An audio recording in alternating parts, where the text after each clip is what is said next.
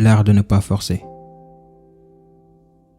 L'art de ne pas forcer est un rappel doux, amer, des luttes auxquelles nous sommes confrontés.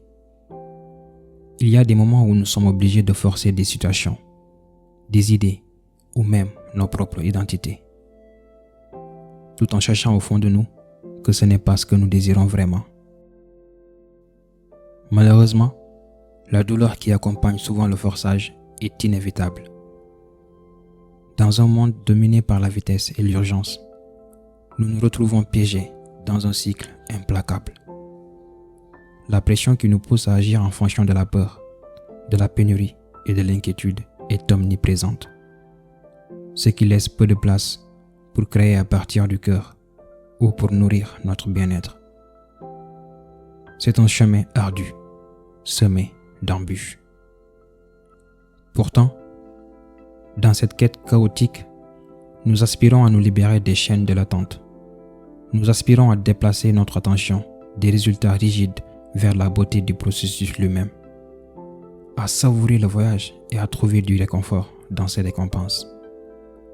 Parfois, la destination perd de son éclat, éclipsée par les trésors inattendus découverts en chemin. Adopter la non-force, c'est défier nos instincts humains innés. Cela exige que nous renoncions au contrôle, que nous relâchions notre emprise sur l'illusion du pouvoir. Cette entreprise intimidante nous invite à nous rendre, à croire que la vie se déroulera comme elle le doit, même si elle s'écarte de nos plans méticuleusement élaborés. Face à l'incertitude, nous devons rester ouverts aux territoires inexplorés et aux possibilités inexplorées. Lorsque l'envie de forcer nous envahit, nous devons nous accorder un répit. Prendre du recul nous permet de percevoir les choses avec clarté, d'aborder les défis sous un angle nouveau, sans être accablés par nos propres tentatives désespérées. Bien que l'attrait de la force soit fort, il n'offre qu'une satisfaction éphémère. Au lieu de cela, nous devons naviguer dans le labyrinthe de l'existence avec un air d'acceptation, en embrassant la sérendipité qui naît de l'abandon. C'est un chemin semé d'embûches, et j'avoue que je succombe encore à ces tentations. Mais à travers les larmes et les rêves brisés, je trouve du réconfort dans l'art de lâcher prise, en embrassant la beauté mélancolique de la danse imprévisible de la vie.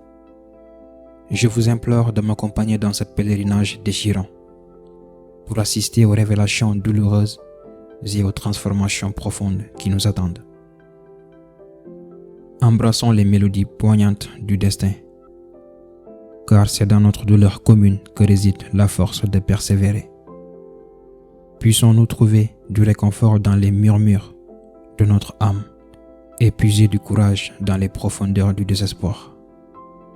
N'oublions pas que, même dans les heures les plus sombres, une lueur d'espoir nous guide, nous incitant à trouver un but et un sens au milieu du chaos.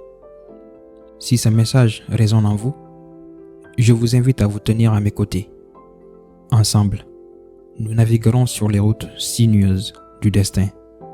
Et même si le chemin est semé d'embûches et imprégné de chagrin, ne perdons pas de vue la beauté profonde qui émerge lorsque nous renonçons au contrôle.